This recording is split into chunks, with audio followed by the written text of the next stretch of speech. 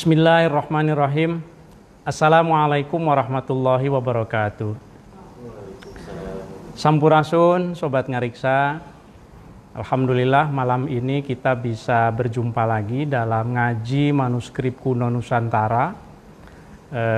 Malam ini episode yang ke-13. Alhamdulillah malam ini kita akan membahas satu tema yang terkait dengan perempuan-perempuan di dalam manuskrip kuno. Saya memberi judul perempuan-perempuan kentara dalam manuskrip Nusantara, seperti yang kita lihat di dalam judul dan di dalam flyer iklan yang sudah kita sebarkan. Sobat Ngariksa, beberapa waktu yang lalu mungkin kita ingat ada satu berita, ya, ada satu berita yang ya lumayan viral juga tentang ada beberapa foto perempuan di dua kampus besar di Yogyakarta dan di Jakarta yang foto-foto perempuannya itu diblurkan, disamarkan beda dengan foto laki-laki. Seperti yang kita lihat, ya, saya mohon maaf tidak bermaksud untuk membahas kampusnya, membahas ini, hanya pengantar saja bahwa dalam Ngariksa episode ke-13 ini saya ingin berbagi tentang sumber-sumber pengetahuan yang ada di dalam manuskrip-manuskrip kuno Nusantara khususnya terkait bagaimana sih sebetulnya peran dan eksistensi perempuan di dalam sejarah Islam. Kita tahu bahwa relasi antara laki-laki dan perempuan mengalami satu diskusi, satu dinamika di dalam sejarah Islam. Ada satu masa di mana peran perempuan dan keberadaannya itu sangat menonjol dan sangat kentara, tapi ada kalanya pada suatu masa juga, apalagi kalau kita melihatnya dalam konteks perkembangan ilmu-ilmu fikih, tasawuf, syariat, ada kalanya perempuan itu tidak nampak peran dan keberadaannya. Nanti akan kita lihat. Ngariksa bertujuan untuk memberikan pencerahan lah kira-kira untuk masyarakat bagaimana kita merespon satu fenomena yang ada di hadapan kita, yang kita respon tetapi dengan ilmu, dengan sumber-sumber yang dapat kita pertanggungjawabkan, sumber-sumber yang dapat kita telusuri keasliannya dan otentisitas, bahkan juga sampai beratus-ratus tahun yang lalu bisa kita pelajari. Nah, oleh karenanya kalau saya melihat sebetulnya apa yang nampak di permukaan tentang seperti ini, mungkin gitu ya, ini kan kualitas gambarnya mungkin diturunkan, ya. Kalau yang ini jelas gitu ya. Anda yang laki-laki ini jelas sekali, Anda yang perempuan itu tidak jelas. Ini ada apa? Tentu kita sudah menerima klarifikasi ya dari yang bersangkutan juga, dari organisasinya, bahwa sebetulnya tidak ada apa-apa. Tetapi satu fenomena itu selalu muncul dari cara berpikir, dari cara pandang. Nah, kita akan melihat sebetulnya bagaimana kita bisa membahas fenomena yang kita lihat ini berdasarkan manuskrip-manuskrip yang kita punya. Sobat Ngariksa, kalau kita ingin melihat ya relasi antara laki-laki dan perempuan di dalam tradisi Islam, mungkin kita akan lebih bisa melihat keseimbangan antara laki-laki dan perempuan itu, atau kesetaraan istilahnya, itu di dalam perspektif tasawuf, di dalam perspektif spiritual. Nah, jadi dalam Islam, saya kira dalam agama lain juga, agama selalu ada dua aspek. Ada aspek yang sifatnya lahir, ada yang aspek yang sifatnya batin. Ada aspek eksoterik, ada aspek esoterik. Nah, saya ingin mengajak Sobat Ngariksa untuk melihat relasi laki-laki dan perempuan itu dari perspektif tasawuf, dari perspektif esoterik, spiritual. Kita tidak akan melihat relasi perempuan dan laki-laki dari perspektif hukum misalnya, dari perspektif fikih. kita akan lebih melihatnya dari perspektif tasawuf. Itu mengapa saya menyodorkan satu sumber yang sebelah kanan ini. Ini satu manuskrip awalnya, judulnya Dzikrun Niswah Al-Muta'abbidat As-Sufiyat. Kalau kita pahami judulnya, itu menceritakan tentang perempuan-perempuan al-muta'abbidat yang ahli ibadah, as-sufiyat, yang termasuk kategori sufi. Jadi perempuan-perempuan sufi yang tentu saja secara spiritualitas, kualitas keagamaannya itu memiliki kualitas yang sangat tinggi. Manuskrip ini dikarang oleh Abu Abdurrahman As-Sulami, Muhammad bin Al-Husain bin Muhammad, pada abad ke-10. Ini menceritakan tentang mendaftarkan gitu ya, semacam biografi begitu, biografi semacam tobakot lah, perempuan-perempuan sufi. Pertanyaannya ketika saya mengakses sumber ini, kan seringkali kita mengajukan pertanyaan, sebetulnya kalau bicara sufi perempuan itu siapa sih di dalam tradisi Islam? Ini pasti yang para pengkaji, bukan hanya perempuan saja, laki-laki juga pasti jawab. Saya udah menduga sih jawabannya. Siapa? Kan? Oke, Rabi'ah Adawiyah. Ada lagi tidak selain Rabi'ah Adawiyah? Maria Al-Qibtiyah 2. Ada lagi tidak? Ini jarinya baru 2 nih.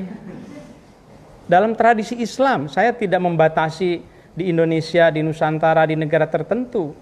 Bisa tidak Anda sebagai kita gitu ya, sebagai orang yang memahami sejarah Islam, menyebutkan perempuan-perempuan yang bisa dikategorikan sebagai sufi? Kalau menyebut laki-laki pasti banyak ya, banyak sekali. Zunnun al-Misri, Al-Hallaj, Yazid al-Bustami, wah akan tidak cukup jari kita. Tapi begitu menyebut perempuan, pertanyaannya mengapa? Apa tidak ada? Nah, manuskrip ini membuktikan bahwa tidak. Maksudnya bukan tidak ada. Persoalannya adalah sumber-sumber itu tidak banyak diakses dan tidak banyak dimunculkan. Dalam Dzikrun Niswa Al-Muta'abbidat As-Sufiyah ini sudah diterjemahkan ke dalam bahasa Inggris dan juga ke dalam bahasa Indonesia ya, saya kira. Ada 86 saya kira, saya lupa, sekitar 86, nanti bisa kita lihat persisnya, perempuan-perempuan yang memiliki kualitas keagamaan atau disebut sebagai sufi al-muta'abbidat yang tercatat di dalam sumber ini. Nah, Dzikrun Niswah ini manuskripnya pernah dinyatakan hilang oleh para sarjana, termasuk oleh Annemarie Simol, seorang sarjana sufi, pengkaji sufi. Sayangnya katanya manuskrip ini sudah hilang. Pada tahun 1991 ada seorang filolog, muhakkik, namanya di sini yang terlihat di bawah, Ad-Doktor Mahmud Muhammad At-Tonahi. Ya. Ini muhakkik ini menemukan manuskrip itu pada tahun 91 di perpustakaan di Saudi. Ada sebuah makhtutot as-Sulaimaniyat. Jadi biasa kalau menemukan satu manuskrip itu, sumber primer itu seringkali tidak disengaja. At-Tonahi ini diundang oleh koleganya, main-main dong ke perpustakaan di sini, di Maktabah As-Saudi. Silahkan lihat nih koleksi kami. Nah, begitu dilihat ternyata ada karya-karya As-Sulaimaniyat, termasuk salah satunya itu adalah Dzikrun Niswa Al-Muta'abbidat yang pernah dinyatakan hilang oleh para sarjana. Padahal penting. Mengapa? Karena ternyata bukan hanya Rabi'ah Adawiyah saja sebetulnya perempuan yang ada di dalam tradisi Islam, tapi lebih dari satu, bahkan ada sampai 84. Saya pernah melakukan penelitian terhadap manuskrip ini. Ini artikelnya, nanti bisa diperoleh tentu saja. Female Indonesian Sufis, perempuan-perempuan Sufi Indonesia. Saya memfokuskan pada murid-murid Satariyah perempuan pada abad 18 dan 19, baik di Aceh, di Cirebon, di Yogyakarta. Jadi 3 kira-kira tempatnya ya, di Melayu dan Jawa, walaupun ini lebih fokus pada Jawanya. Nah, kembali ke manuskrip Dzikrun Niswah dulu. Ini belum masuk ke Nusantara, membicarakan tentang eksistensi perempuannya itu masih di dalam tradisi Islam secara keseluruhan, supaya kita memahami frame-nya, kerangka umumnya. Nah, Dzikrun Niswah itu sangat penting. Kenapa? Jadi sesuatu itu penting kalau bisa kita bandingkan dengan yang lain, sumber lain. Mungkin kita kenal seseorang penulis tasawuf juga yang bernama Al-Kalabadhi, ya. Namanya Abu Bakar Muhammad Ibnu Ishaq Al-Bukhari Al-Kalabadhi. Dia juga pada abad ke-10, sezaman dengan As-Sulami. Ia ini penulis salah satunya kitab At-Ta'aruf li Madhab Ahli Tasawuf, pengantar ilmu tasawuf. Kemudian juga dia menulis satu chapter judulnya Fi Rijal As-Sufiyah. Fi Rijal As-Sufiyah. Bisa dibayangkan artinya adalah laki-laki, para laki-laki sufi. Kemudian dia menjelaskan dengan sangat mengglorifikasi, sangat memuji-muji tokoh-tokoh sufi yang laki-laki ini. Tapi yang perempuan itu hanya satu yang disebut, yaitu Rabi'ah Adawiyah. Itu pun, ya kalau saya tulis di sini, ketika ia menyebut Rabi'ah itu dalam kitab At-Ta'aruf Al-Kalabadhi, he only cites Rabi'ah Al-Adawiyah 3 times by name. Jadi hanya menyebut 3 kali, itu pun ya, tidak signifikan menyebutnya. Seperti kira-kira kesannya itu dalam kitab ini seperti ya sudah secukupnya saja. Sementara yang Rijal As-Sufiyatnya itu sangat ditonjolkan begitu. Yang ingin saya katakan adalah sebetulnya menonjol dan tidaknya eksistensi dan peran perempuan itu tergantung diangkat atau tidak oleh penulis sejarah, kan begitu. Nah, termasuk nanti dalam konteks Nusantara. Artinya kalau ada perempuan yang berprestasi, pengarang, prolifik, produktif juga, tapi diblurkan, ya tidak akan kelihatan. Ini soal cara berpikir, ya. Jadi kalau kita ingin melihat kesetaraan dalam konteks keilmuan, memang dalam ilmu tasawuf itu lebih menonjol. Nah, kira-kira demikian. Nah, ada satu buku Woman in Islam yang saya kutip di sini.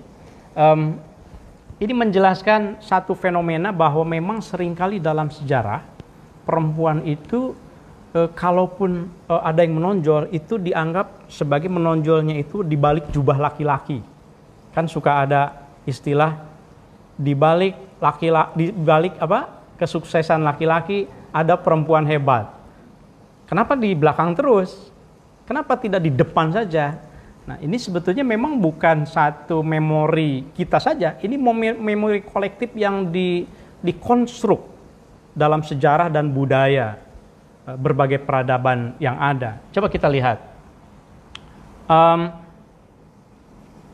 Kutipannya saya sebutkan, ini dalam artikel saya ya, nanti bisa dibaca artikelnya.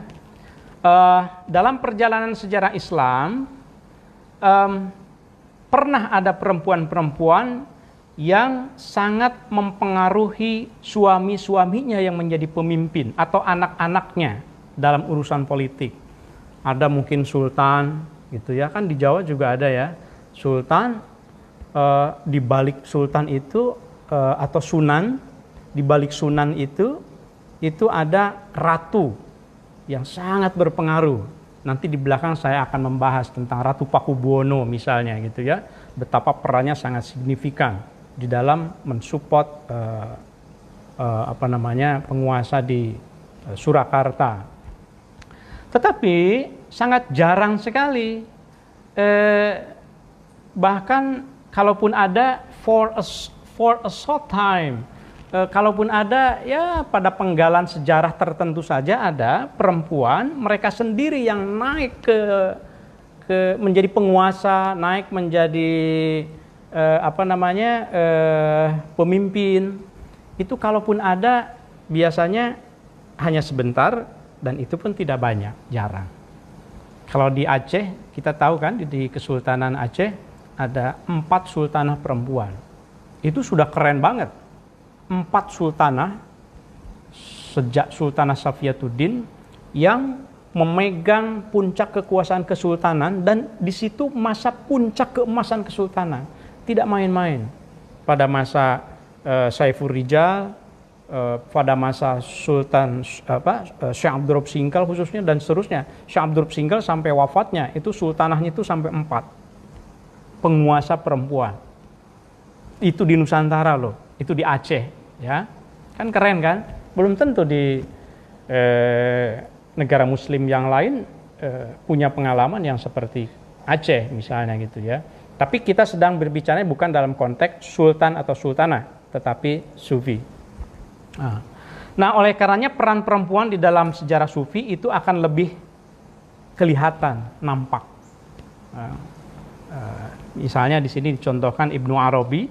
Ibnu Arabi juga sangat terpengaruh karya-karyanya itu oleh pertemuannya, perkenalannya dengan perempuan yang sangat ia hormati, yang sangat ia muliakan. Kira-kira begitu ya. Oke, ini ilustrasi saja. Kemudian kembali lagi kepada manuskrip Dzikrun Niswah yang tadi, yang ini. Manuskrip aslinya sebelum disunting oleh At-Tonahi. Jadi kontribusi filoloh itu sangat penting loh. Filoloh itu sarjana, ini seperti teman-teman yang ada yang masih sedang kuliah, ada yang sudah selesai, menyunting manuskrip, mentahqiq manuskrip yang sangat sulit dibaca seperti ini, lalu dimunculkan menjadi seperti ini, itu kan sangat membantu sekali. Jadi sebetulnya filologi itu pisau yang bisa dipakai untuk menyiapkan bahan mentah makanan yang bisa dinikmati oleh berbagai bidang ilmu. Nah, saya ingat sekali Bang Fahri Ali itu sering bilang ke saya, Indonesia itu berhutang budi pada arkeolog dan filolog katanya. Indonesia itu berhutang budi pada temuan-temuan arkeologi dan suntingan-suntingan teks filologi. Itu Bang Fahri Ali bilang. Mengapa? Karena mengkonstruk sejarah Indonesia lama itu kan dari artefak-artefak arkeologi. Setelah artefak arkeologi baru kemudian manuskrip kan pada masa kesininya. Nah, kalau tidak ada itu, mungkin kita tidak akan tahu juga Bhinneka Tunggal Ika. Ya, mungkin kita akan tidak tahu juga negara Kertagama. Tidak akan tahu juga mungkin Ila Galigo. Kalau tidak ada filolog. Kira-kira begitu. Ya.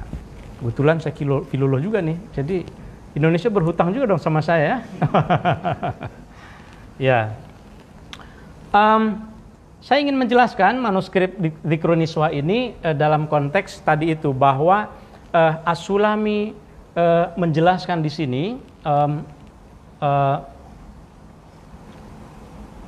wafir risalah di dalam Dzikrun Niswah itu turfah lughawiyah.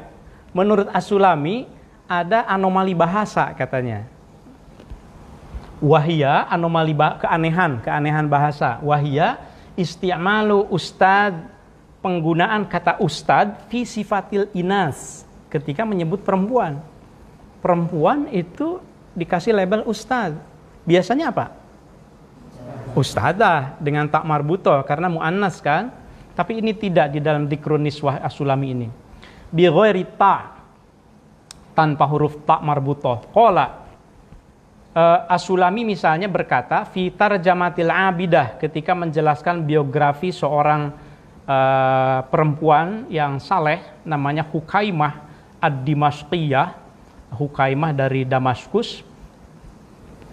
Ketika menceritakan itu diksinya begini, wa kanat, dan Hukaimah itu adalah ustadzah Rabi'ah, ustadz bagi Rabi'ah, wa sahibataha, dan temannya Rabi'ah.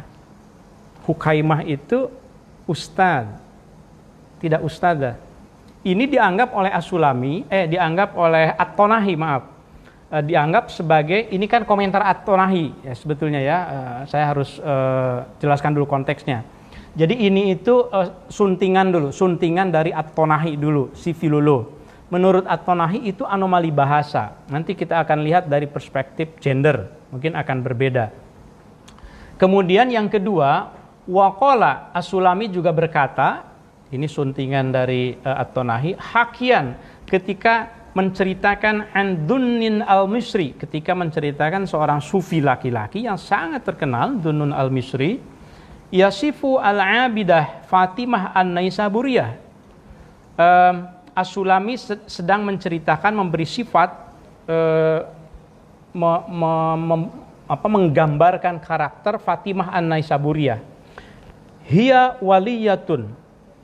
Fatimah an-Naisaburiyah adalah seorang wali min auliya'illahi, di antara wali-wali Allah Azza wa Jalla. Wahia ustadzi. Jadi Dunnun al-Misri, ini perkataan Dunnun al-Misri, rupanya Fatimah an-Naisaburiyah itu guru bagi Dunnun al-Misri. Dunnun al-Misri bilang, itu Fatimah an-Naisaburiyah itu waliyatun min auliyaillah, wahya ustadzi, dia ustadz saya. Ada dua kata yang ustadz di bagian yang berbeda dalam manuskrip ini, yang itu sebetulnya min sifatil inas, perempuan tapi pakai kata ustadz. Kira-kira apa maknanya? Kan ada dua kemungkinan. Kita bisa melihatnya bahwa ini satu anomali, kesalahan, sehingga harus dikoreksi. Hati-hati, filoloh itu tidak asal mengoreksi juga. Filoloh itu pertama harus menelusuri otentisitasnya. Kalau menerima satu teks, menerima satu berita, menerima satu kabar, itu yang pertama harus dilakukan oleh seorang filolog itu adalah menelusuri keaslian, otentisitas teksnya. Yang kedua, mengetahui konteks dari teks itu.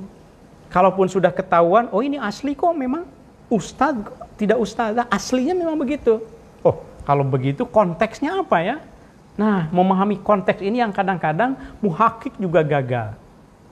Nah, At-Tonahi menurut peneliti berikutnya, Cornell, gagal menangkap konteks dari Dzikrun Niswah al-Muta'abbidat as-Sufiyah.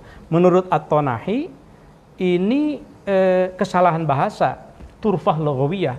Tapi menurut Cornell, bukan anomali, tetapi ini adalah memang konteks dalam tradisi Sufi, perempuan itu sama saja dengan laki-laki. Gitu, ini konteksnya. Jadi perempuan itu sama dengan laki-laki, mau dipanggil ustadz, ustadzah, itu sama saja. Ketika seorang perempuan itu sudah berjalan di jalan Allah, dia bukan lagi perempuan, pokoknya dia adalah insan kamil, hamba Allah. Kira-kira begitu. Oleh karenanya tadi di awal kan saya bilang, kalau ingin melihat kesetaraan, peran, eksistensi perempuan, mungkin kita akan lebih bisa melihatnya dalam konteks tasawuf. Nah, ini jadi menariknya itu manuskrip Dzikrun Niswah itu pertama pernah hilang lalu ditemukan, kemudian yang kedua ini sumber dari abad ke-10 yang ternyata menggambarkan ada 84 perempuan sufi, bukan hanya Rabi'ah Adawiyah saja, dan yang ketiga kelebihannya itu adalah karena ternyata punya satu cara pandang bahwa perempuan itu sama dengan laki-laki dari segi bahasa. Oke. Nah, ini yang pertama yang diceritakan di dalam Dzikrun Niswah al-Muta'abbidah as-Sufiyah ini tentu saja adalah minhunna Rabi'ah al-Adawiyah, memang yang paling terkemuka, ya. Ini dijelaskan di sini. Kanat min ahlil Basra wa kanat maulat li ahli dan seterusnya, ya. Saya tidak akan membahas yang sudah terkenalnya. Bagian yang terakhirnya yang ke-84. Nanti PDF-nya ada juga di saya. Kalau seandainya ada yang mau mengkaji, ini sumber yang saya kira patut dirujuk oleh mereka-mereka yang mengkaji tentang perempuan-perempuan sufi dalam tradisi Islam. Yang ke-84 itu Aisyah binti Ahmad, suami dari Abdul Wahid As-Sayyari. Ya, itu yang ke-84. Nah, yang akan saya singgung di sini adalah yang ke-30. Yang tadi saya ceritakan itu. Fatimah an-Naisaburiyah. Nah, sedikit ini deskripsi detailnya yang disampaikan oleh As-Sulami. Jadi ini bukan lagi teks dari muhakkiknya, filolognya, bukan. Ini teks dari As-Sulami yang sudah alih mediakan. Awalnya kan susah dibaca, kemudian dialih mediakan menjadi mudah dibaca. Tentu mudah dibaca juga kalau nahu sorobnya bisa ya. Kalau nahu sorobnya nggak bisa, gimana bacanya? Ini kan susah juga. Nah, jadi belajar nahu sorob dulu. Fatimah An-Naisaburiyah yang ke-30. Ia adalah kanat min qudama Nisa Khurasan. Ya, termasuk perempuan-perempuan yang al-mutaqaddimin, ulama-ulama masa lalu klasik dari Khurasan. Wa kanat minal arifat al-kibar. Termasuk tokoh yang ilmunya itu mumpuni sekali sampai ma'rifat. Asna alaiha Abu Yazid al-Bustami. Kalau Abu Yazidnya kan kenal, ya kan? Kenal kan? Siapa Abu Yazid al-Bustami? Seorang sufi besar, tentu saja yang terkenal dengan ungkapan syatahatnya juga, ma fi jubbati illallah, gitu ya. Sama seperti Al-Hallaj. Yang jelas kita semua tahu siapa Abu Yazid al-Bustami. Abu Yazid al-Bustami yang sufi terkenal, yang laki-laki itu memuji Fatimah An-Naisaburiyah, kehebatannya, ya. Kemudian wasa'alaha Dhunnun an masaila. Dhunnun al-Misri juga perempuan sufi laki-laki itu yang juga terkenal sekali kan? Terkenal nggak Dhunnun al-Misri? Sering dengar ya, sering ada bacaannya karena banyak sejarawan yang menuliskannya. Pernah tidak ada yang menuliskan tokoh Fatimah An-Naisaburiyah? Ya, selain As-Sulami tentu. Seperti tenggelam di dalam sejarah. Ya. Bahkan pernah menjadi tempat bertanya dari sufi besar Dhunnun al-Misri. Wa kanat mujawirah bi Makkah wa rubbama dakhalat ila Baitul Muqaddas. Ini cerita berikutnya. Jadi silahkan bisa dibaca ya. Belum ke sini. Nah, di sini ucapan dari Abu Bustami yang tadi. Memujinya itu dengan kalimat ini. Wa qala Abu Yazid al-Bustami, "Ma ra'aitu fi umri illa rajulan wa imra'atan." Dalam hidup saya tidak melihat kecuali ada satu laki-laki, satu perempuan. Fal mar'atu kanat Fatimah An-Naisaburiyah. Perempuannya itulah Fatimah An-Naisaburiyah yang hebat itu. Ma akhbartuha an maqamin minal maqamat illa wa kana al-khabar laha ayanan. Pokoknya bisa dipercaya kalau dari seorang Fatimah An-Naisaburiyah itu. Lalu Dhunnun al-Misri juga begini. Fasa'altu dhannan anha. Aku, kata As-Sulami, bertanya kepada Dhunnun al-Misri tentang dia. Nah, itu yang jawaban yang tadi itu. Hiya waliyatun min awliya'illahi ta'ala wa hiya ustadi. Dia itu ustadz saya, kata Dhunnun al-Misri. Pertanyaannya itu khususnya dalam konteks Indonesia ya. Kalaupun ada sufi perempuan boleh jadi mursyid atau tidak? Nah, itu kan pertanyaan penting ya. Jangan-jangan mau nanya nanti. Nanti.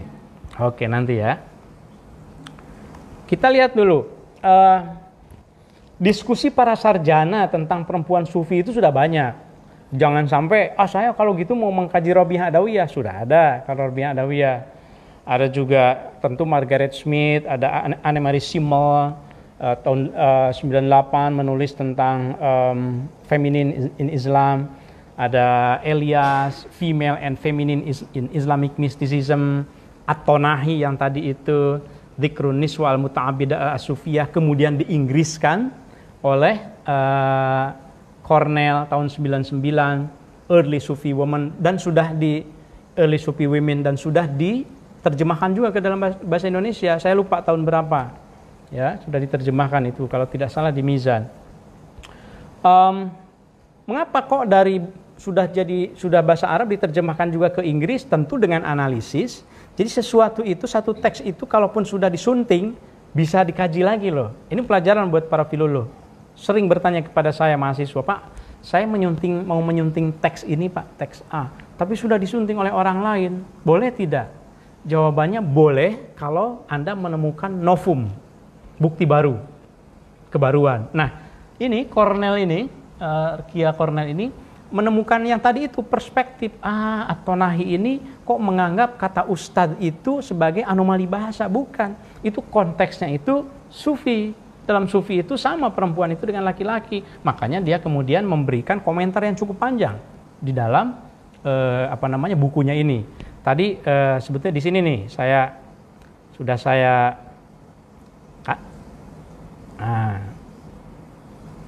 nih.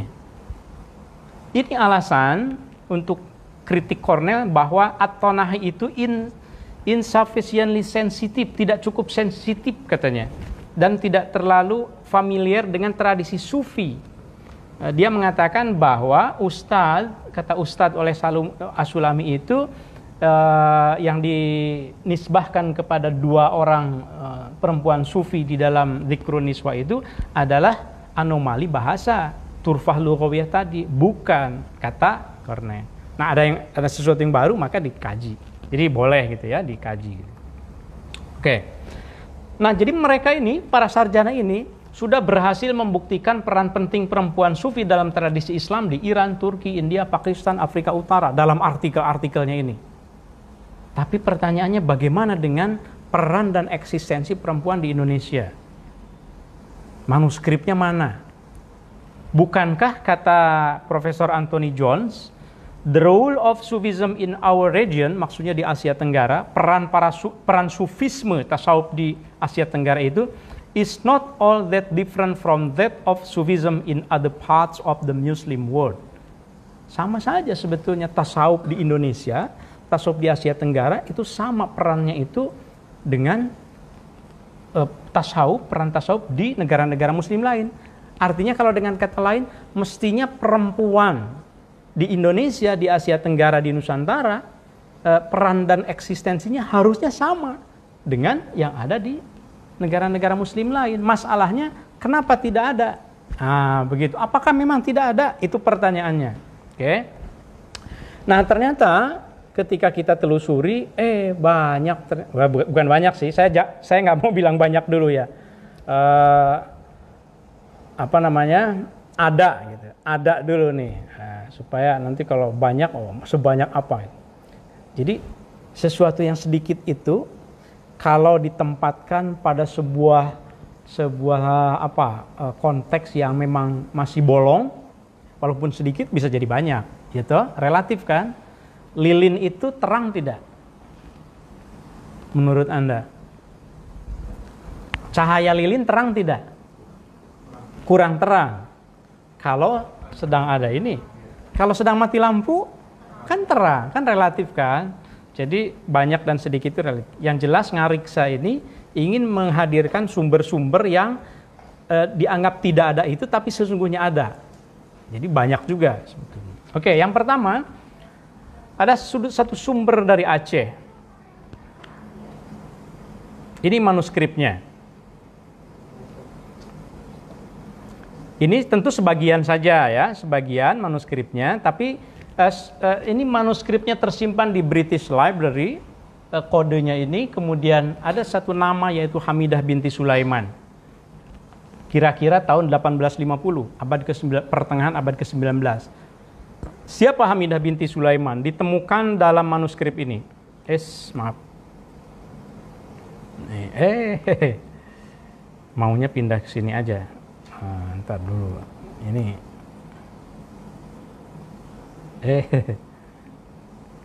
Ke pencet-pencet nih. Saya ingin membesarkan ini. Oke, kalau begitu kita lihat yang versi gambarnya ya, supaya bisa kelihatan.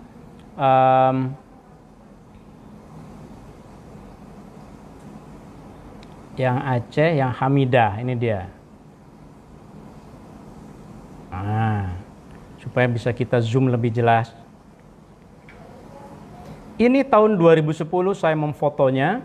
Ceritanya ada sekumpulan manuskrip yang itu sudah tersimpan di Eropa sejak awal abad ke-20, tersimpan di sebuah toko buku antik, dan itu tersimpannya di gudang, nggak tahu gimana, tapi kemudian dipreservasi oleh British Library dan sekarang tersimpan dengan baik di British Library. Kalau kita baca di sini, telah mengambil talqin tarekat Syatariyah oleh Hamidah binti anak Sulaiman. Nanti kalau ada orang Aceh mohon bantu saya ya, cara membacanya takut salah. Karena kadang-kadang cara baca Melayu dan Aceh juga ada perbedaan. Telah mengambil talqin tarekat Syatariyah oleh Hamidah binti anak Sulaiman. Ya. Ini sebetulnya nama tempat saya kira. Nanti saya akan menyinggung di slide berikutnya. Saudara Maskur dari Aceh ini banyak sekali membantu saya untuk menceritakan tentang sumber-sumber ya. Mungkin nanti ini minta tolong dibacakan nih sama saudara Maskur ya. Ini lam apa ini? Lam biasanya kan ada nama-nama di Aceh itu dimulai dengan kata lam ya. Oke. Tapi poinnya adalah ada Hamidah binti Sulaiman, ia menerima ijazah tarekat Syatariyah daripada Syekh Abdul Wahab anak Muhammad Soleh. Kita akan lihat di dalam sejarah nanti siapa itu Syekh Abdul Wahab. Syekh Abdul Wahab itu seorang tokoh pada pertengahan abad ke-19 yang sangat berpengaruh di Tanah Abe, di Aceh Besar. Melanjutkan pesantren Zawiyah Tanah Abe yang itu bisa dianggap sebagai pernah menyimpan koleksi terbesar manuskrip di Asia Tenggara bahkan. Nah, tapi pembicaraan kita di sini adalah ada nama seorang perempuan yang dapat ijazah dari Syekh Abdul Wahab. Gitu ya. Sumber ini kelihatannya sederhana, tapi karena jarang sekali ada perempuan di dalam silsilah tarekat, biasanya laki-laki semua, maka ini menjadi cukup penting. Nah, kalau kita lihat kembali ke sini, siapa Syekh Abdul Wahabnya, ini dia. Ini silsilah Syekh Abdul Wahabnya, guru bagi Hamidah binti Sulaiman. Telah mengambil talqin zikir tarekat Syatariyah oleh Tengku Syekh Abdul Wahab anak Muhammad Soleh. Ia mengambil daripada Syekh Muhammad As'ad Thohir. Ia dari ini ya, silahkan diikuti supaya nanti mengetahui ini silsilahnya kemana nih. Ia daripada Syekh Muhammad Said Thohir, daripada Syekh Mansur Budairi, daripada Syekh Muhammad As'ad Thohir, daripada bapaknya Muhammad Said Thohir, dan daripada daripada neneknya mungkin Syekh Ibrahim Thohir. Jadi ada keluarga Tahir. Yang ini nanti itu adalah keluarga Syekh Ibrahim Al-Qurani sebetulnya, nyambungnya.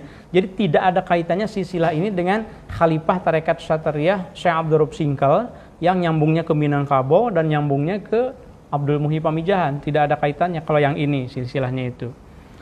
Syekh Muhammad Thohir, kemudian daripada bapaknya yaitu Maula Ibrahim Al-Qurani daripada Syekh Ahmad Al-Qusasi.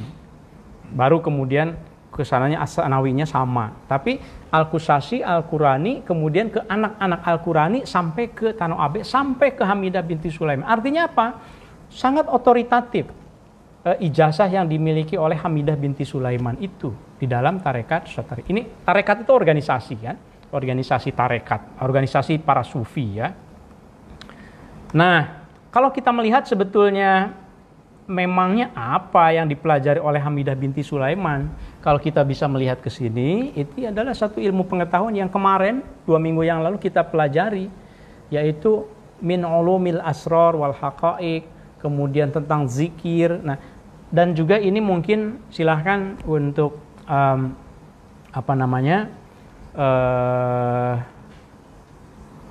para salik, silahkan. Suka ada yang bertanya kepada saya, ada tidak pedoman zikir yang bisa dijadikan sumber? Ini salah satunya pedoman zikir. Kalau kita lihat ya, misalnya coba kita bacakan. Apabila menghendaki aku berzikir, kalau aku mau berzikir, maka hendaklah mengucap astagfirullahaladzim alladzi la ilaha illa huwal hayyul qayyum wa atubu ilaih 10 kali. Berarti baca zikir itu 10 kali. Jadi tarekat itu mengorganisasi bagaimana seorang sufi itu melakukan tahdzibun nafs, pembersihan diri, gitu ya. Kemudian dan mengucap Allahumma sholli ala Sayyidina Muhammad wa ala ali Sayyidina Muhammad 10 kali. dan seterusnya. Oke, kita tidak akan membahas ininya untuk yang sesi yang sekarang, tapi yang ingin saya sampaikan adalah bagaimana genealogi spiritualitas yang dimiliki oleh Hamidah binti Sulaiman. Yang kedua, saya sangat berterima kasih banyak kepada saudara Maskur, sarjana humaniora yang baru lulus juga ini, filolog dari UIN Araniri Aceh. Saya ucapkan selamat. Saya yakin Nyak Maskur ini manggilnya Nyak ya, karena panggilan di Aceh itu kan Nyak gitu ya. Adinda Maskur ini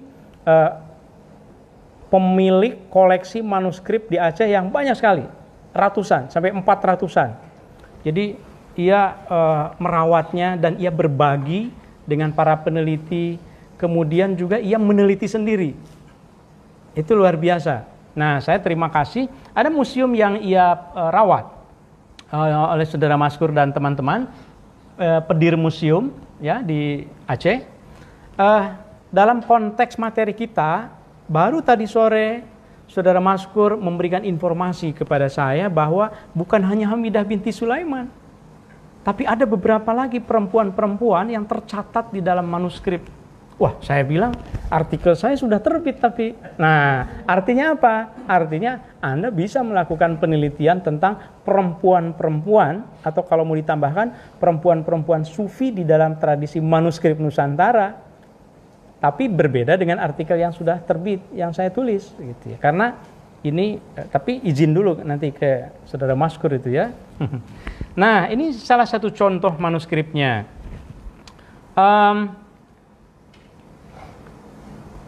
Ini judulnya di depannya.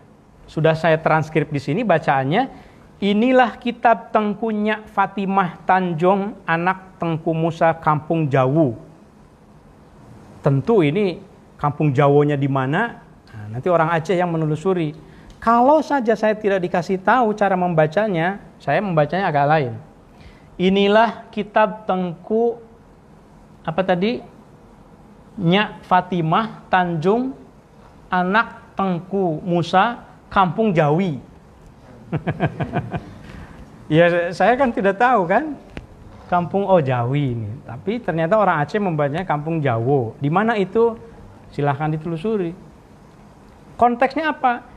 Ini kitab, ini ada perempuan, apapun perannya, apakah dia itu yang menyalinnya, apakah dia yang mengoleksi, yang apa, tapi seharusnya eksistensinya itu dimunculkan sama seperti eksistensi misalnya nama seorang pemelihara manuskrip di Buton, misalnya di Bau-Bau, koleksi Abdul Mulku Zahari, atau koleksi siapa.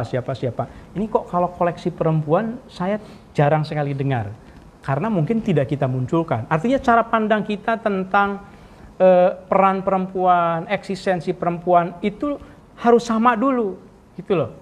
Jangan ada diskriminasi, apalagi kalau berdasarkan ideologi yang itu sebetulnya tidak berdasar gitu ya.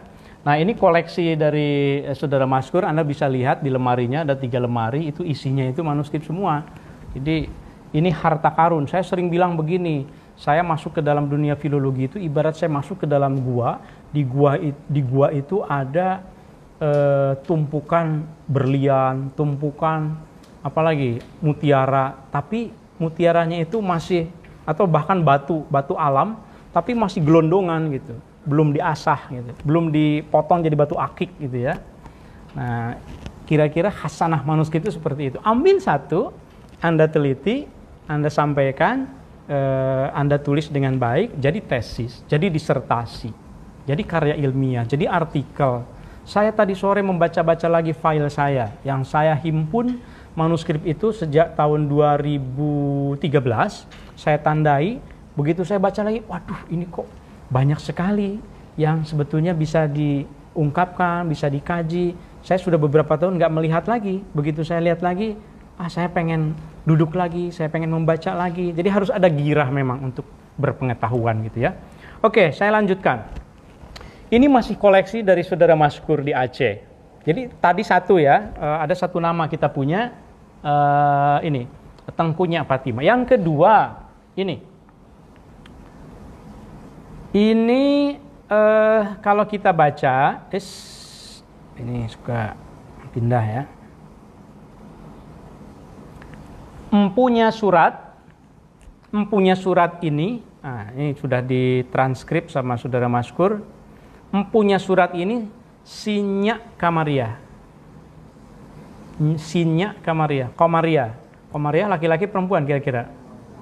Ya, kalau laki-laki Komar ya. Nah, ini manuskrip ini tentu saja kalau kita lihat ke bawahnya, kalau kita baca terus, empunya surat ini Sinyak Komariah, kemudian ini kan baru halaman depan saja dan sudah rusak. Ini harus dikonservasi tentu saja. Inilah doa. Ini harus baca. Ini karena saya baru dapatnya tadi sore ini. Saya fokus pada nama perempuannya dulu sebagai topik kita pada sesi ini.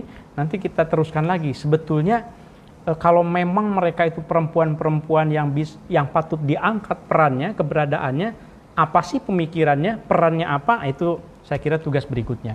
Nah, yang ketiga, yang sebelah sini, ini lebih panjang lagi. Tengku Fatimah, gimana bacanya? Bluek. Bluek itu menurut saudara Maskur kampung di Pidi dan di Aceh Utara. Tetapi ia belum bisa menentukan yang mana nih, yang di Pidi atau yang di Aceh Utara.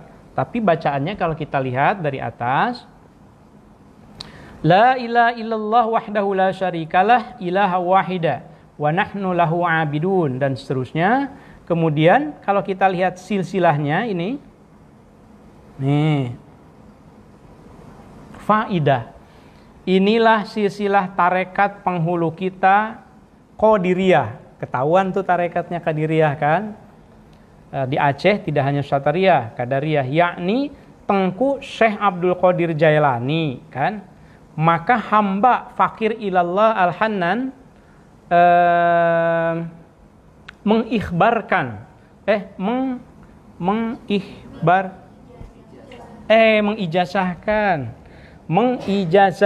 tarekat ini akan Tengku Haji Fatimah blok tadi itu blok. Jadi nama tokohnya itu ini langsung menyebut maka hamba fakir ilallah, berarti dirinya mengijazahkan tarekat ini akan Tengku Haji Fatimah. Tengku Haji Fatimah. Saya tanya kepada saudara Maskur, kalau di Aceh perempuan disapa Tengku juga ya? Iya katanya. Memang demikian sampai sekarang. Artinya bukan hanya Teku kan lain, Teku Umar misalnya ya kan ini bisa dibaca Tengku Haji Fatimah. Oke, ini nama yang ketiga yang sebetulnya juga baru ditemukan sore ini, karena saudara Maskur bilang ini sebetulnya juga belum pernah dikaji secara khusus gitu ya. Jadi saya kira ini satu data-data yang sangat penting. Yang keempat, kirain udah habis dari Aceh, ternyata masih ada. Yang keempat, ada satu manuskrip yang kira-kira kolofon itu catatan yang menjelaskan tentang identitas manuskrip itu, bunyinya Hak Tengku Rakna Kumala binti almarhum Hadrat Tuanku Hashim Bangta Muda Ibnu Tuanku Abdul Qadir. Nah, bacaannya seperti itu. Tengku Rakna Kumala adalah adik dari Tuanku Raja Kumala, Syekh Musa bin Hashim, kemudian menikah dengan Panglima Polim Muhammad Daud. Ayahnya Tuanku Hashim Banta Muda adalah Panglima Perang Kesultanan Aceh dan kakek kepada Sultan Aceh yang terakhir. Ini keterangan dari saudara Maskur.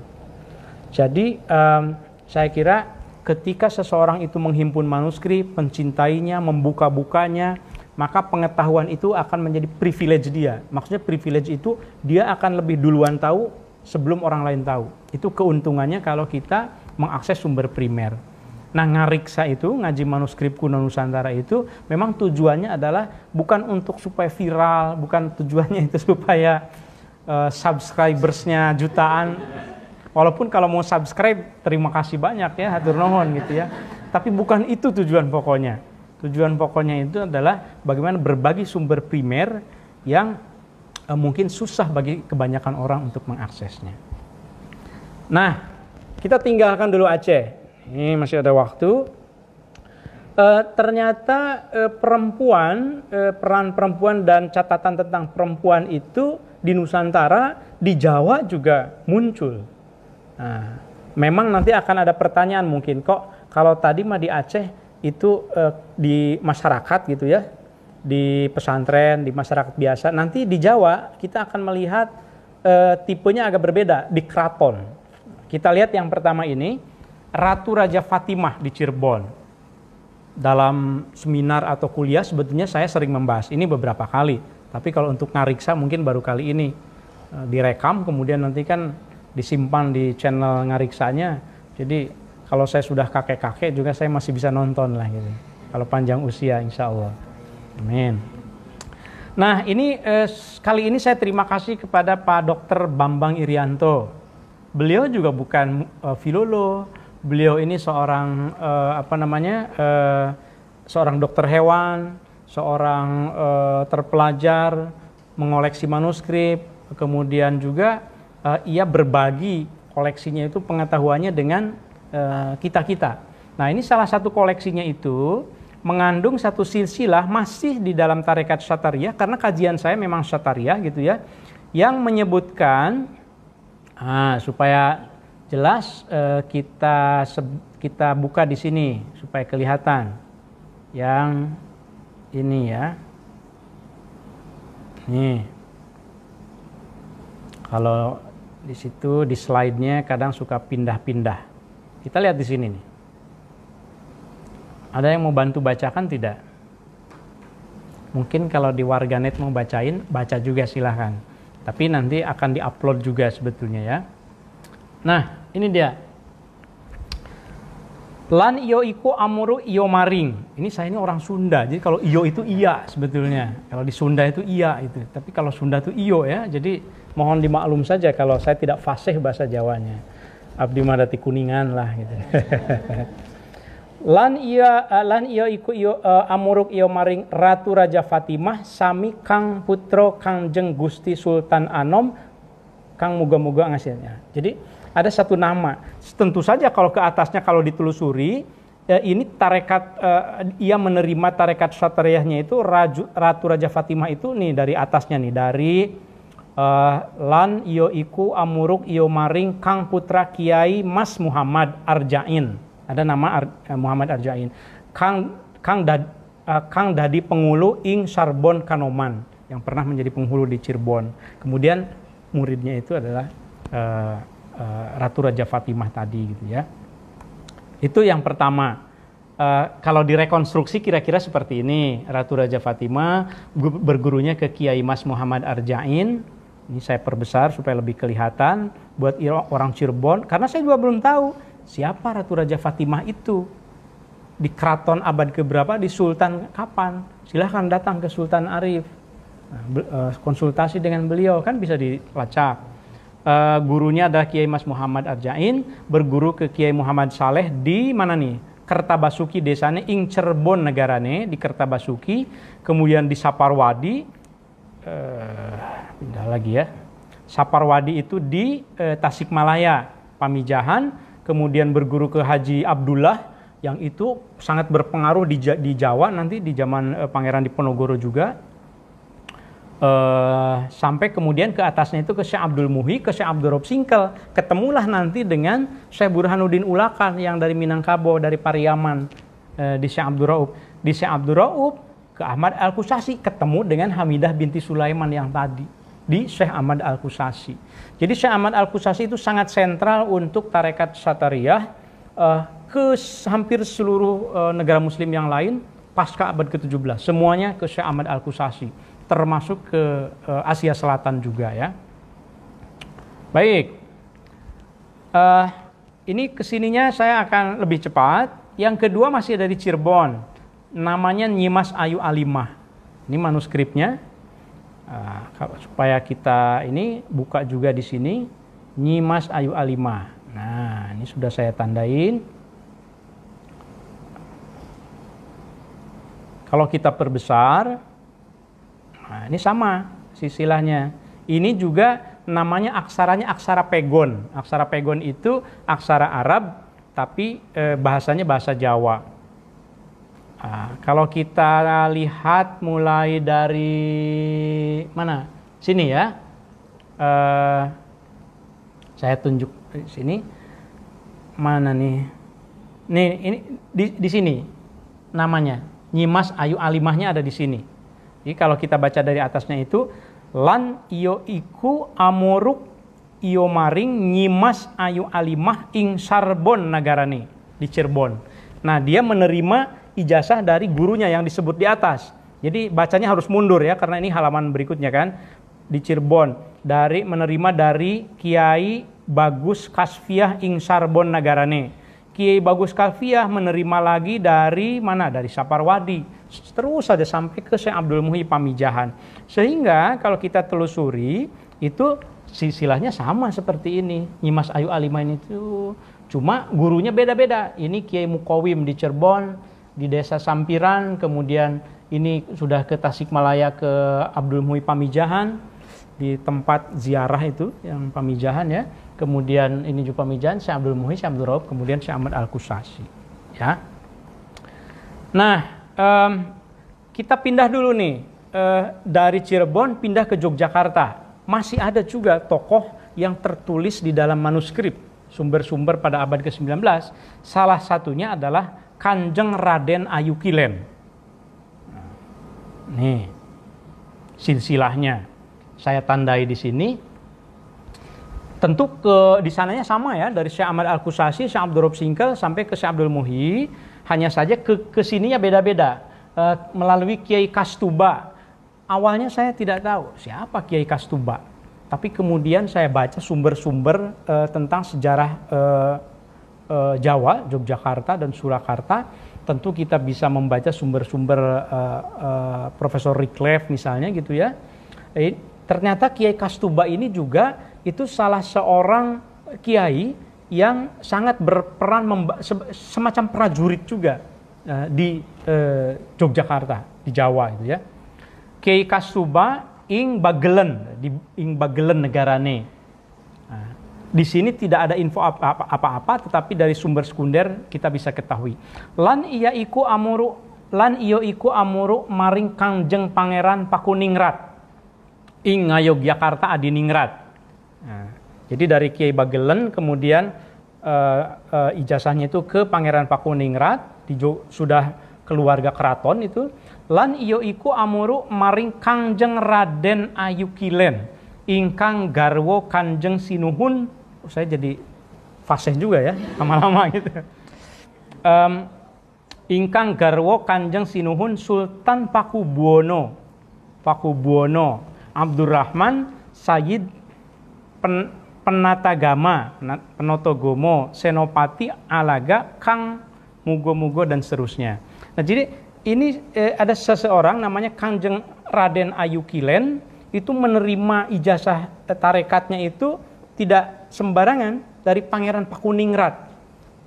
Kalau kita lihat di dalam sumber-sumber yang ada, tentu saja Pangeran Pakuningrat itu ini ya, ini adalah seorang tokoh yang sangat dihormati di dalam keturunan keluarga Mataram, gitu, Mataram Islam. Ia menerima dari Kiai Kastuba di Bagelen, Kiai Abdullah, tapi terkenalnya Kiai Kastuba. Kemudian baru dari Bagelen kemudian ke sana lagi ke Syekh Abdul Muhyi Pamijahan, ke Syekh Abdul. Puncaknya di Syekh Ahmad Al-Kusasi. Ya, yang terakhir. Nama perempuan terakhir yang saya boleh menyebutnya sebagai puncak, sebetulnya puncak informasi tentang perempuan sufi di Nusantara, itu adalah yang tertulis di dalam manuskrip di British Library, yaitu Kanjeng Ratu Kadospaten atau Kadipaten dari Yogyakarta juga. Ini manuskripnya. Kalau kita lihat manuskripnya, kita buka juga di sini.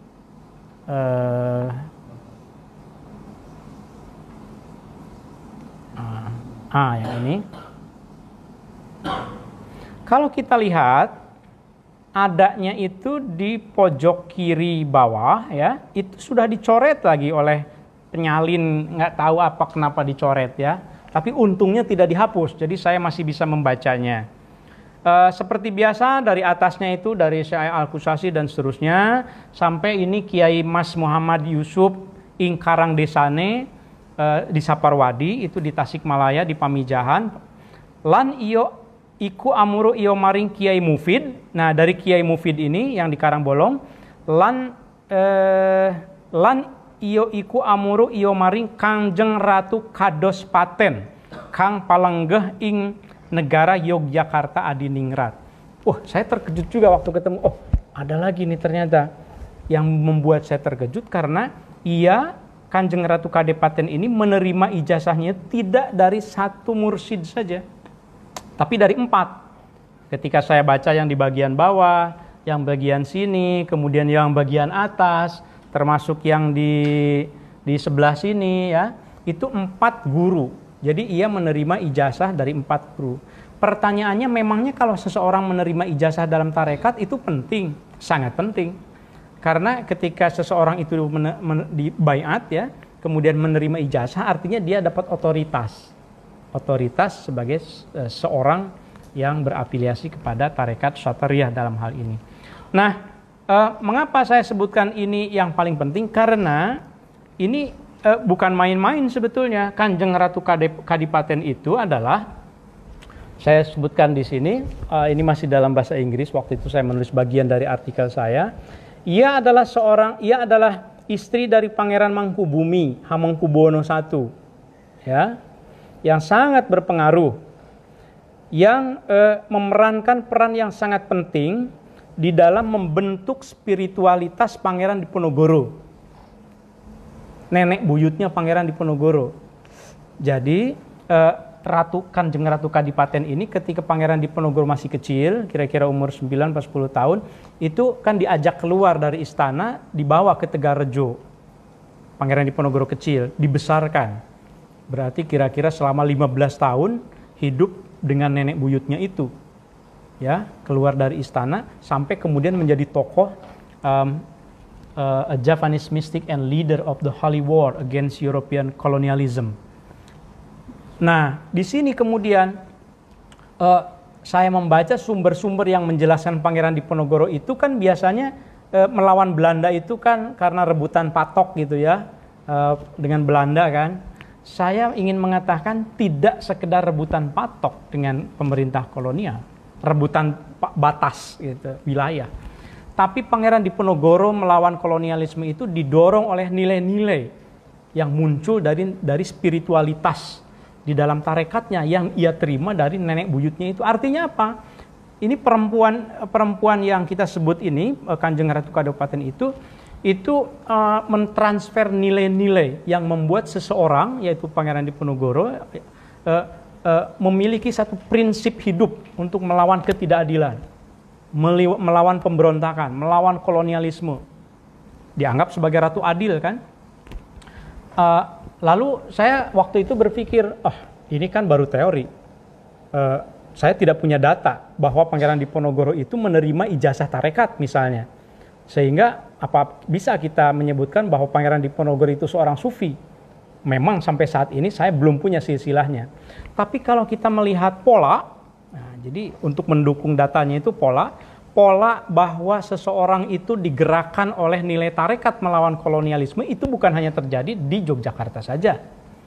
Kita tahu kan disertasinya Sartono, sejarawan, yang 1888 ya, pemberontakan petani di Banten, kan itu sama, pemberontakan petani di Banten, gitu. Tapi ketika ditelisik siapa para petani itu juga kaum tarekat. Artinya ada nilai-nilai yang ditransfer dari ajaran tarekat itu untuk melawan ketidakadilan. Oleh karenanya ini juga satu penjelasan betapa peran dan eksistensi perempuan yang kita sebutkan, kita temukan di dalam manuskrip-manuskrip itu tidak sembarangan, sangat penting. Saya ingin mengatakan bahwa sejarah itu tergantung dari kita juga yang menulisnya. Ya. sesuatu itu kecil atau besar kadang-kadang tergantung dari kita juga menulisnya. Nah, yang terakhir ini sebagai pelengkap karena saya tidak langsung meneliti manuskripnya, ini sudah banyak diungkap oleh Profesor Riklep bahwa ada seorang perempuan, Ratu Pakubuwono pada pertengahan abad ke-17 yang juga perannya sangat penting sekali di dalam kepemimpinan Kesunanan di Surakarta, ya. Kira-kira kalau kita kenal teks-teks yang diinisiasinya, di sini ada Carita Sultan Iskandar, Serat Yusuf, Kitab Usul Biyah terutama. Ini sebetulnya bukan Ratu Pakubuwono yang mengarang, tetapi yang menginisiasi. Jadi Ratu Pakubuwono minta kepada orang lain, tulis dong ini, gagasannya ini, dan seterusnya. Ini kan merevitalisasi teks-teks yang ditulis oleh Sultan Agung 100 tahun sebelumnya. Gitu kan? Terutama Kitab Usul Biyah itu kalau Anda baca sumber-sumber Jawa, itu dianggap sebagai teks yang sangat sakral. Kalau membaca Kitab Usul Biyah sekian kali, itu sama dengan khatam Al-Quran. Kira-kira begitu keyakinannya. Dan itu dianggap sebagai semacam jimat bagi kepemimpinan Sunan Pakubuwono kedua pada saat itu, karena ia adalah nenek dari Pakubuwono II, ya, seperti yang saya jelaskan di sini. Nah, saya kira demikian materi ngariksa pada episode ke-13 ini tentang perempuan-perempuan kentara dalam manuskrip Nusantara. Jadi kalau dari ujung sampai ke akhirnya, di ujung tadi kita bicara tentang perempuan yang diblur, yang sangat kontemporer, tapi itu satu fenomena. Kita coba tarik pengetahuannya itu ke dalam apakah perempuan dalam sejarah juga diblur juga. Nah, Anda bisa menyimpulkan sendiri. Tapi ini baru dari perspektif tasawuf saja. Saya pernah menyampaikan informasi di dalam media sosial saya bahwa di Banjarmasin kan ada juga satu karya yang sangat terkenal, yaitu Kitab Parukunan, yang dikenal dengan Parukunan Jamaluddin. Menurut beberapa sumber, ada artikelnya juga yang sudah ditulis. Kalau mungkin bisa saya perlihatkan di sini sedikit artikelnya ini sudah jadi bahan tulisan juga, bahwa sebetulnya Kitab Parukunan itu bukan dikarang oleh Syekh Jamaluddin, tapi oleh seorang perempuan, Fatimah, ponakannya. Hanya saja diblurkan gitu mungkin kalau istilah yang kemarin, diblurkan namanya. Ini artikelnya yang silahkan bisa dilihat, salah satu artikel tentu saja. Memang ini masih perlu terus dikaji, apakah ini sumber lisan, tradisi lisan di Kalimantan Selatan yang bisa dipertanggungjawabkan, yang sumber-sumber tertulisnya juga ada atau tidak. Saya kira ini PR buat kita semuanya. Nah, saya persilahkan sekarang kalau ada pertanyaan, karena ini sudah masuk pada sesi pada bagian yang terakhir, saya persilahkan. Oh, pakai mic silakan supaya terdengar.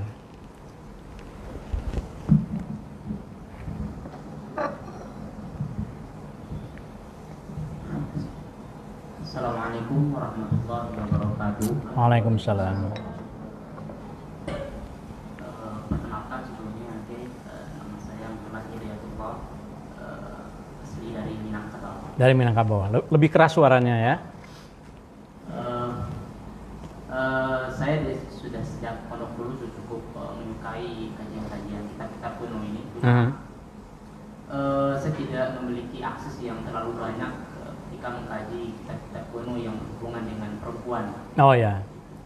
Maka dalam hal ini kiranya menarik pembahasan perempuan-perempuan sufi ini. Ada beberapa pertanyaan kiranya yang saya tanyakan. Yang pertama terkait perempuan sufi tadi. Mungkin di beberapa manuskrip kuno mungkin hanya beberapa atau tidak banyak yang mungkin ditemukan oleh filolog. Yang saya pertanyakan adalah apa kiranya faktor yang mempengaruhi itu. Kalau tadi memang sudah dijelaskan, saya tidak mendengar bagaimana, soalnya jadi telat juga datang mungkin.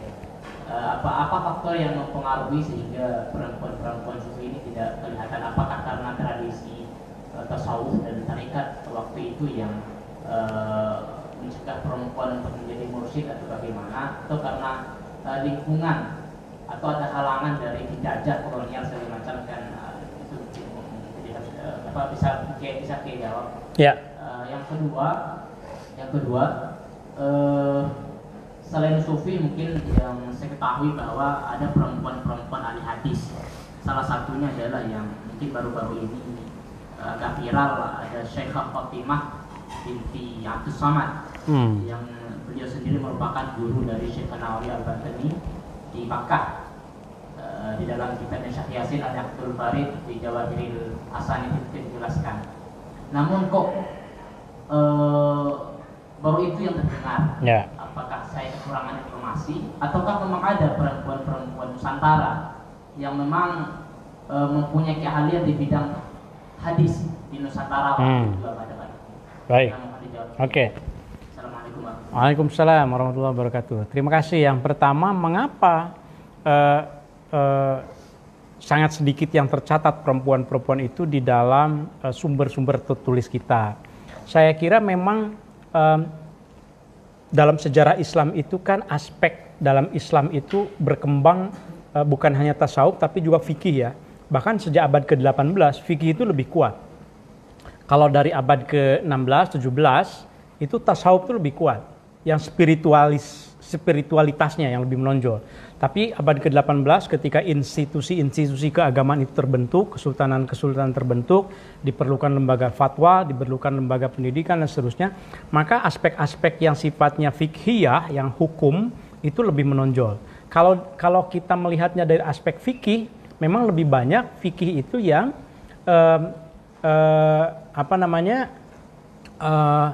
tafsirnya itu tentu saja lebih cenderung tafsir yang kalau boleh pakai istilah patriarkis.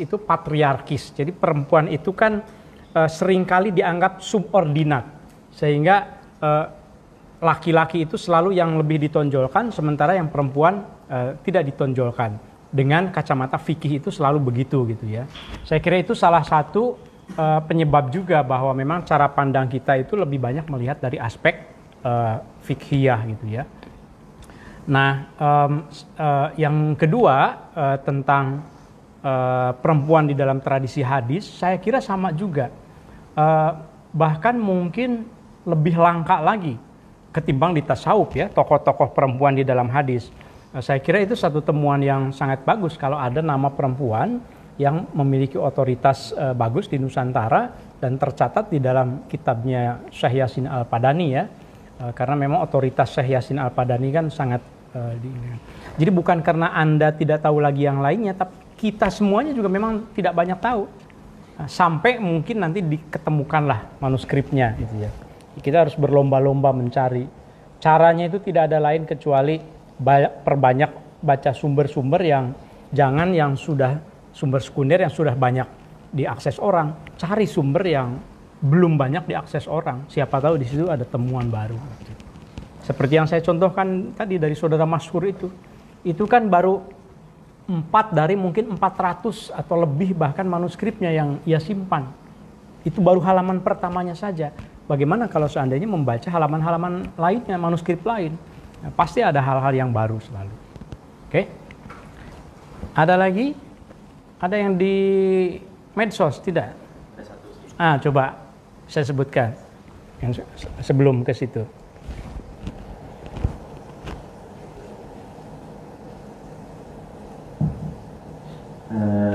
Dari di Facebook dari Mas Media Pinem. Oh ya. Jadi pertanyaannya, kenapa manuskrip ini pernah hilang? Adakah kepentingan politik di dalamnya atau politik gender, ada ketakutan perempuan akan dominan?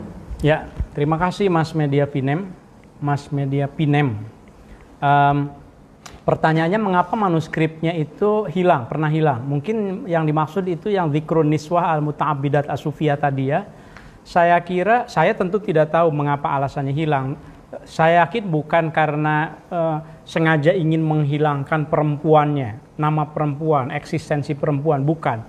Dalam konteks manuskrip Dzikrun Niswah itu itu Makhtutat As-Sulaiman As-Sulamiyah ya, karya-karya As-Sulami itu makhtutot yang memang tertumpuk begitu saja di maktabah, di perpustakaan, yang sama seperti di kita juga di museum, di perpustakaan nasional, tidak banyak yang tertarik untuk menggali.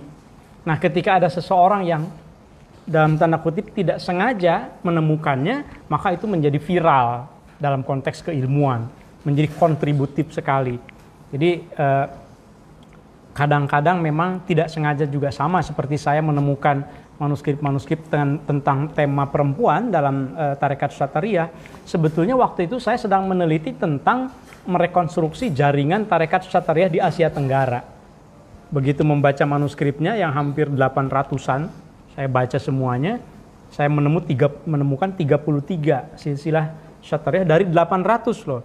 Saya hanya menemukan 33. Itu saya membacanya 11 bulan waktu itu. Selama 11 bulan siang malam tuh saya baca gitu. Ketemulah manuskrip, dan dari 33 itu 6 ya tadi ya, 6 diantaranya itu ada menyebut perempuan. Jadi kayak nggak sengaja juga gitu, tapi bukan sengaja disembunyikan pasti ya. Saya kira begitu. Tadi ada lagi yang terakhir atau dari oh masih ada ya? Oke. Satu-satu boleh. Iya. Saya ingin menyinggung kembali pernyataan Profesor tadi terkait tentang mungkin atau tidaknya seorang sufi perempuan menjadi seorang mursyid. Oh ya. Tadi kan Prof menjelaskan tentang beberapa tokoh sufi yang menerima tarekat dari seorang syekh. Nah, sedangkan tidak semua orang yang menerima ijazah itu punya otoritas untuk mengajarkan. Nah, apakah di manuskrip tadi ada tidak keterangan yang menjelaskan tentang status sufi-sufi perempuan tadi, apakah dia termasuk orang yang punya otoritas untuk mengajarkan tarekatnya atau menjadi seorang mursyid atau hanya menerima ijazah saja? Baik. Terima kasih. Pertanyaan yang sangat menarik. Apakah ada manuskripnya yang menegaskan atau menyebutkan bahwa perempuan-perempuan ini mengajarkan lagi, mengijazahkan lagi kepada orang lain, terutama kepada laki-laki ya? Kalau di dalam manuskrip-manuskrip yang saya jumpai tidak ada. Jadi silsilahnya itu dimulai dari yang bersangkutan, perempuan. Saya tidak pernah menjumpai nama perempuan itu ada di tengah. Jadi misalnya ini laki-laki menerima ijazah dari bla bla bla bla, kemudian perempuan. Saya tidak pernah. Artinya bukan tidak ada ya, belum tentu juga. Bukan tidak ada perempuan yang menjadi mursyid dan tercatat di dalam manuskrip. Bisa jadi kan setelah itu manuskripnya disalin. Misalnya ada murid dari, ada seseorang misalnya yang berguru kepada mursyidah gitu atau mursyid perempuan, kemudian dia menjadi muridnya tapi dia tidak mencatatkannya misalnya, kan mungkin juga. Itu jawaban dari segi manuskrip. Tapi kalau Anda baca buku Tarekat Naqsabandiyah di Indonesia, karya Pak Martin, Prof. Martin van Bruynesen, itu ada salah satu subjudul di situ, judulnya itu Mursyid Perempuan. Nah, di situ ada mursyid-mursyid perempuan di Madura pada bahkan kontemporer, agak kontemporer dalam tarekat Naqsabandiyah Mazhariyah. Nah, itu ada beberapa mursyid, namanya disebutkan. Silakan dibaca bukunya. Artinya apa? Dengan data itu saja saya bisa mengatakan bahwa kenapa tidak perempuan menjadi guru dan mengijazahkan kepada laki-laki. Lalu justifikasi sejarahnya apa? Yang tadi itu di Dzikrun Niswa al-Muta'abbidat as-Sufiyah, Fatimah Naisuburiyah, kemudian satu lagi Hukaimah, itu juga guru bagi Dhunnun al-Misri, dihormati oleh Abu Yazid al-Bustami. Artinya mengajarkan juga, hanya saja dulu pada masa-masa itu, pada abad ke-8 kan belum ada tarekat, jadi tidak ada ijazahnya, kan belum, tarekat kan baru abad ke-12 ya, ada abad 12 ke sini kan. Tapi kita bisa menyimpulkan bahwa boleh seorang perempuan dalam tradisi sufi menjadi guru bagi laki-laki. Boleh itu bukan berarti terbantahkan dengan tidak ada manuskripnya. Ya, tidak ada manuskripnya itu bukan berarti tidak boleh. hanya saja mungkin kita belum menemukan. Mudah-mudahan kita menemukan pada lain waktu. Oke, baik. Tadi yang terakhir ada, silakan. Ini pada semangat ini pengariksanya ini. Bismillahirrahmanirrahim. Nama saya Jamaluddin Prof dari Makassar. Ada 3 pertanyaan yang ingin saya sampaikan ke Wah, Prof. banyak sekali 3 pertanyaan. Oke, yang pertama, apakah seseorang yang menyunting sebuah manuskrip dianggap melakukan tahrif ketika kontennya bertentangan dengan misalnya ideologi dari penulis aslinya? Apakah dianggap tahrif? Yang kedua, Saya jawab yang pertama dulu supaya tidak lupa. Apakah seorang filolog, seorang muhakik dianggap menyimpang ketika ia membetulkan yang ada di teksnya yang dia temukan gitu ya? Tergantung.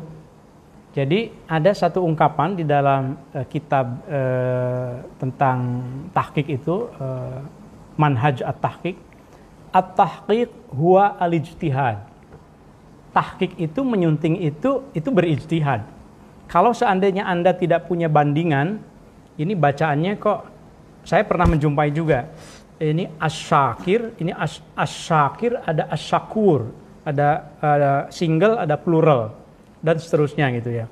Kalau ada bandingannya saya bisa memastikan. Tapi kalau tidak ada, Anda harus berijtihad. Apakah ketika kita berijtihad itu lalu ini kayaknya keliru nih, bukan ini, lalu kita betulkan, apakah itu berarti kita menyimpang dan merusak teks pengarang? Belum tentu juga, karena tujuan dari tahqiq itu adalah menyediakan teks yang siap baca. Kalau disediakan apa adanya lalu tidak dipahami oleh pembaca, buat apa juga ditahqiq? Ya, itu jawaban saya. Yang kedua? Yang kedua, apa saja indikator-indikator yang membuat seseorang bisa diberikan label sebagai sufi, dan siapa yang punya otoritas untuk melabeli seseorang sebagai sufi itu? Apakah dia harus bertarikat atau gimana? Ya, pertanyaan yang kedua, apa kriteria seseorang disebut sebagai sufi? Sebetulnya tidak ada yang tahu juga, karena sufi itu soal spiritualitas ya. Sama seperti pertanyaan wali itu gimana sih ciri-cirinya? Mungkin ciri-cirinya ada, tapi belum tentu juga orang yang gondrong itu bukan wali, atau orang yang berjubah itu wali. Wallahu alam, hanya Allah yang tahu. Tetapi kalau jawabannya dari segi tarekat lebih mudah. Ukurannya seseorang itu, kalau kita mau menganggap bahwa seorang yang berafiliasi ke tarekat itu dia bertasawuf, maka mudah saja kalau dia menerima ijazah dari gurunya. Karena apa? Ijazah itu yang seperti yang saya jelaskan tadi, itu rangkaian dari 2 aktivitas. Yang pertama baiat, yang kedua ya bersumpah gitu ya. Ya berbaiat itu. Nah, ketika seseorang itu sudah baiat dan ijazah, ketika seseorang itu sudah baiat, kemudian dia menerima ijazah, dia tertulis dalam silsilah, maka dia menjadi salik setidaknya gitu ya. Nah, tapi kalau melihat substansi dari tasawuf sebetulnya kan tahdzibun nafs. Kalau baca yang dzikrun niswah al-muta'abbidat as-sufiyah itu tidak ada cerita soal tarekat, karena lebih cerita al-muta'abbidat. Bagaimana seseorang itu begitu rajin berasyik maksuk dengan Allah. Nah, kalau sekarang ada yang seperti itu, bisa jadi itu seorang sufi. Ya. Terakhir, bagaimana konsep kesetaraan gender menurut perspektif kaum sufi? Mungkin contohnya, apakah perempuan bisa jadi pemimpin negara atau tidak? Iya. Pertanyaan yang ketiga, bagaimana tentang kesetaraan gender dalam perspektif sufi ya? Apakah dalam perspektif sufi seseorang bisa jadi pemimpin atau setaranya itu seperti apa? Jadi kalau dalam tradisi tasawuf itu tidak ada laki-laki perempuan, yang ada adalah al-insan al-kamil. Itu mengapa ada ajaran martabat 7. Ada ahadiyah, wahdah, wahidiyah dan seterusnya sampai yang terakhir itu insan kamil. manusia dan alam itu dianggap sebagai mazohir di dalam tradisi tasawuf. Mazohir itu fenomena-fenomena. Fenomena-fenomena yang sebetulnya lahir dari satu kebenaran yang al-haq. Dari zat yang al-haq, kemudian turun ke bumi begitu, itu dianggap sebagai mazohir dan sama saja. Itu mengapa ada istilah zillullah fil ard atau khalifatullah fil ard. Apakah khalifatullah fil ard ini untuk laki-laki saja? Tidak. Kalau kita lihat sultanah di Aceh, kan sama, gelarnya juga khalifatullah fil ard juga. Zillullah fil ard. Zillullah fil ard itu artinya bayangan Tuhan di muka bumi. Zillullah fil ard. Khalifatullah fil ard artinya wakil Tuhan di muka bumi. Mau laki-laki, mau perempuan. Gitu ya. Itu dalam konteks tasawuf. Nah, memang tidak mungkin muncul dalam konteks fikih. Karena kalau dalam konteks fikih ya jelas kan laki-laki perempuan itu beda gitu. Kemudian kalau bersentuhan juga batal kan. Imam Syafi'i khususnya begitu. Jadi ini cara pandangnya begitu. Nah, oleh karenanya saya kira cara pandang kita dalam beragama, saya pernah menulis satu tweet yang kemudian menjadi quote of the day katanya gitu ya. Beragama itu tidak cukup dengan cara, melainkan juga harus rasa. Kalau cara itu ya fikih. Melihat orang lain itu bagaimana dia cara sholatnya, sama nggak dengan saya, usoli atau tidak? Oh, dia nggak usoli nih, berarti Muhammadiyah nih. Atau sebaliknya, usoli ini, bid'ah ini, NU ini. Sehingga minna minhum, kami mereka, kan begitu cara melihatnya. Tapi kalau melihatnya itu, mau dia itu pejabat tinggi, mau dia itu pendorong gerobak, dia itu manusia, sama, telinganya sama, hidungnya sama, yang menciptakannya juga sama. Apa bedanya? Kalau dikubur juga sama, kan gitu kan? Nah, itu cara melihat secara spiritual. Saya kira demikian, ya. Baik, saya kira sudah cukup. Sobat Ngariksa dimanapun Anda berada, atau masih ada tadi? Oh, masih ada. Waduh, saya udah mau tutup ini. Silakan. Ini kita buka lapak lagi nih. Buka lapaknya maksudnya. Silakan.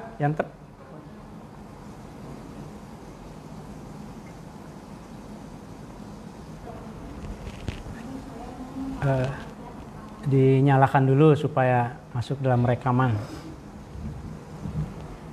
Ya, sudah. Jadi menurut saya itu seseorang dikenal ketika dia ditulis atau menulis. Nah, yang saya pertanyakan apakah dulu itu perempuan tidak menulis hingga karya-karyanya tidak ada. Dan seberapa banyak manuskrip-manuskrip yang ditulis perempuan. Soalnya saya baca-baca, Syekh Al-Falibani itu nulis juga kitab Al-Ibdul Farid di Jawa Yurasani. Tapi konon naskahnya itu nggak ditemukan sampai sekarang, nggak jelas keberadaan. Ya. Baik, apakah seseorang terkenal itu karena ukurannya menulis atau tidak? Dan bagaimana dengan para perempuan? Saya kira menulis adalah salah satu ukuran memang. Salah satu ukuran seseorang itu terkenal atau tidak. Karena begitu ditulis maka karya-karyanya dibaca orang. Nah, sekarang banyak yang nyampe ke kita itu karya-karya itu ditulis oleh laki-laki. Apakah perempuan tidak nulis? Saya yakin tidak juga. Hanya saja dalam contoh seperti di Kalimantan Selatan itu kan, ya itu tadi kitab parukunan itu sangat populer. Kitab parukunan itu yang ditulis menurut yang sudah ditulis itu cerita lisan khususnya itu ditulis oleh Fatimah itu. Tapi yang dinisbahkan itu adalah Jamaluddin, Syekh Jamaluddin, yaitu adalah pamannya gitu kan. Nah, oleh karenanya Fatimahnya tidak terkenal. Tapi begini kalau saya melihatnya dalam konteks manuskrip, untuk mengukur seorang perempuan itu eksistensinya dan perannya penting atau tidak, pertama mungkin menulis iya, ya. Tapi yang kedua, kalau memakai istilah dalam manuskrip Jawa itu ingkang ayoso. Ingkang ayoso itu yang menginisiasi. Kalau perempuan itu seperti Ratu Pakubono tadi, itu menginisiasi penulisan manuskrip, maka ia juga dapat dianggap sebagai seorang perempuan yang memiliki peran terhadap tradisi literasi. Apakah ini subjektif hanya terjadi di Yogyakarta? Tidak. Kalau Anda baca sumber-sumber, silakan baca artikel saya itu. Ada seorang perempuan di India namanya Jahanara pada abad ke-17.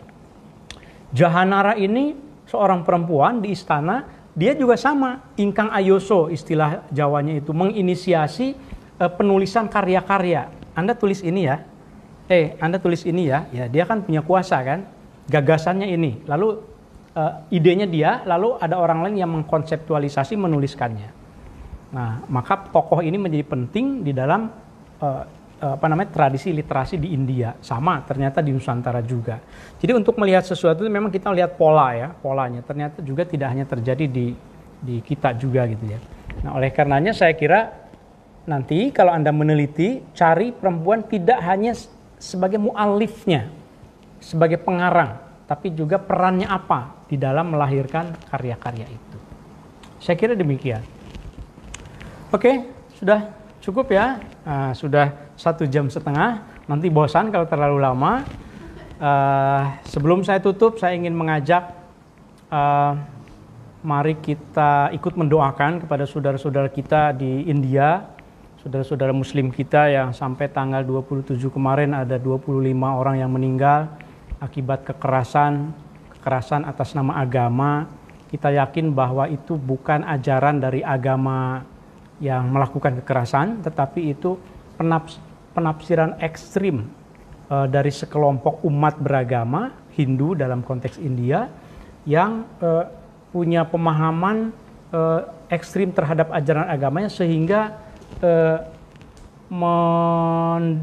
mendiskriminasi, bahkan bukan hanya mendiskriminasi tapi melakukan kekerasan sehingga menimbulkan korban. Kita berdoa mudah-mudahan tidak terjadi di Indonesia kekerasan atas nama agama apapun, agama yang mayoritas ke minoritas itu selalu membahayakan. Jadi saya kira kita ikut prihatin dan mari kita berdoa, kita baca surat Al-Fatihah khususnya untuk para korban. Mudah-mudahan ini tidak terjadi lagi di negeri manapun ya, kekerasan atas nama agama. Ala hadiniyah wa kulli niyatin sholihah syanillahi Al-Fatihah. A'udzubillahi minasyaitonirrajim. Bismillahirrahmanirrahim. Alhamdulillahirabbil alamin. Iyyaka na'budu wa iyyaka nasta'in. Shiratal ladzina an'amta 'alaihim. Terima kasih hatur nuhun bagi yang sudah subscribe and share di mana nih? Di YouTube channel di Ngariksa. Mangga silakan. Saya tidak tahu waktu itu 373, tapi sore tadi saya lihat sudah 500 berapa? Ada 600. Ya, tapi sekali lagi ini hanya aksesoris saja jumlah itu, jangan dibandingkan dengan yang sudah jutaan ya, karena saya tidak main TikTok nih. Kalau main TikTok itu sebentar saja langsung viral, tapi paling juga berapa hari gitu. Tapi kalau ini insya Allah ini teman-teman hadir, ini ada Mas Jaki juga, ini dari sastra Inggris padahal, tapi berminat dengan kajian manuskrip kita. Sampai jumpa di Ngariksa edisi berikutnya. Terima kasih. Assalamualaikum warahmatullahi wabarakatuh. Salam Ngariksa.